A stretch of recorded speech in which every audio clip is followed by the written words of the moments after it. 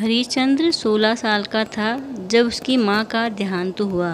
उसके पिता ने अपनी दूसरी शादी कर ली थी, लेकिन उसकी सौतेली माँ हरि को बिल्कुल भी पसंद नहीं करती थी। हरि के पिता एक सरकारी जॉब करते थे। उसके पिता जब काम पे चले जाते तो उसके माँ उसे घर का सारा काम कराती थी। हरि के पिता अपने बेटे से बहुत ही प्यार करता था, क्योंकि उसके पिता ने अपनी दूसरी शादी सिर्फ अपने बेटे के लिए किया ताकि उसे माँ का प्यार मिले। उसके पिता जब अपने बेटे का आसपास रहता तो वह उसे बिल्कुल भी काम नहीं करने देती। उसकी माँ प्यार करने का ढोंग करने लग जाती थी। वह सोचने लग जाता था, कभी मेरी माँ इतना काम कराती है और कभी मना करने लग जाती है। एक दिन हरिहर के पिता काम पर चला गया, तभी हरिहर के सौतेली माँ बीमार होने का ढोंग करने लगी। माँ, क्या हुआ आपको? आपकी तबीयत ठीक तो है ना? हरि, मेरी तबीयत बहुत ख़राब हो रही है। हरिहर अपने सौतेली माँ के बातों से अनजान था। माँ, डॉक्टर को दिखाओ ना, क्या हुआ आपको? नहीं नहीं हरिहर, डॉक्टर की दवाई से कुछ नहीं होगा। माँ, मैं ऐसा क्या करूँ जो आपकी तबीयत ठीक हो जाए? वह बोलने लगी, हरिहर बेटा, एक उपाय है लेकिन थोड़ी कठिन है। माँ, मुझे बताओ क्या उपाय है? उसकी सौतेली माँ बोलने लगी, मुझे किसी ने बताया है तुम्हारा बेटा अगर शेरनी का दूध लाए तो तुम्हें पिलाए, तुम ठीक हो जाओगी। अपनी माँ की बातें सुनकर उसका बेटा बोलने लगा, माँ, आपके लिए मैं शेरनी का दूध लेकर आऊँगा। यह कहकर वह मासूम सा बच्चा जंगल की ओर चला गया। जैसे ही वह जंगल में पहुंचा, उसने देखा शेर के दो छोटे छोटे बच्चे आग के लपटों में झुलक रहे थे। उसने अपनी जान की परवाह न करके उन दो बच्चों को बचाया और उनको आग के लपटों में से निकाला। शेर के दोनों बच्चे हरि के पास आए और हरि से बोलने लगे, तुम कौन हो? तुमने हमारी जान बचाई है। हरि ने उन शेर के बच्चों को अपने बारे में बताया और अपने माँ के बीमारी के बारे में बताया। उन्हें बोला कि मुझे तुम्हारे माँ से थोड़ी दूध चाहिए। वह दोनों बच्चे हरि से बोलने लगे, तुम थोड़ी देर के लिए कहीं पेड़ों के पीछे छुप जाना और हम अपने माँ से बात करेंगे। माँ ने हमसे कारण पूछा तो हम अपने माँ को बताएंगे कि आज हम आगों के लपटों में आ गए थे। अगर वह लड़का नहीं होता, आज हम आपको नहीं दिखते। माँ को मनाएंगे तुम्हें थोड़ी सी दूध देने के लिए। इतने बोलने तक शेरनी वहाँ पहुँच गई।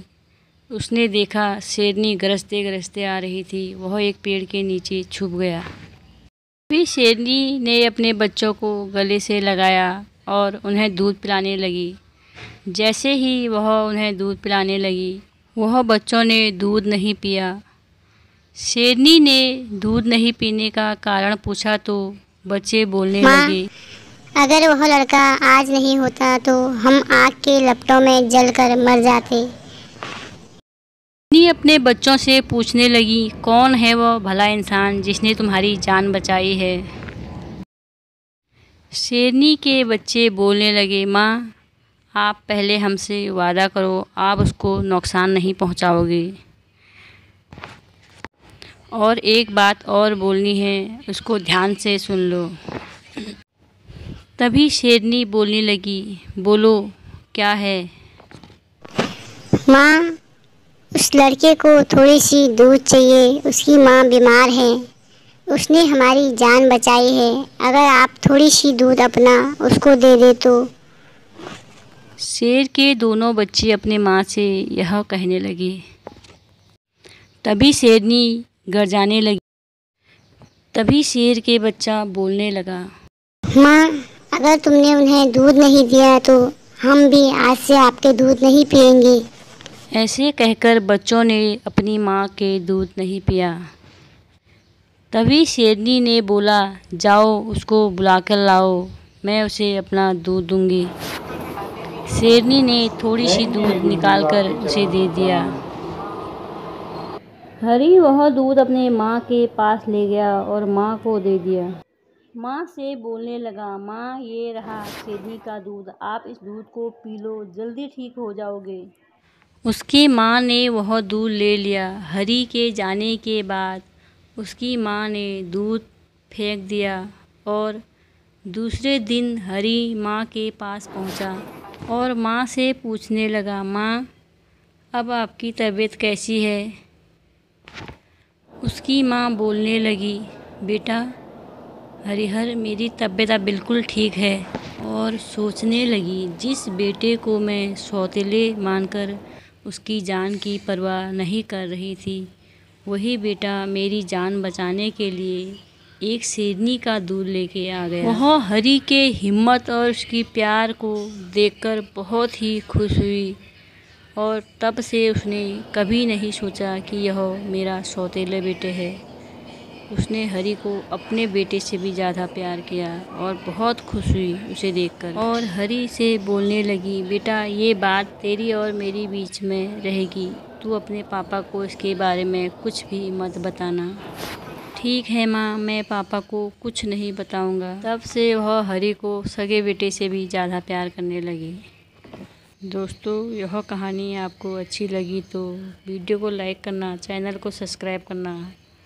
फिर मिलेंगे एक नई कहानी के साथ। Thank you.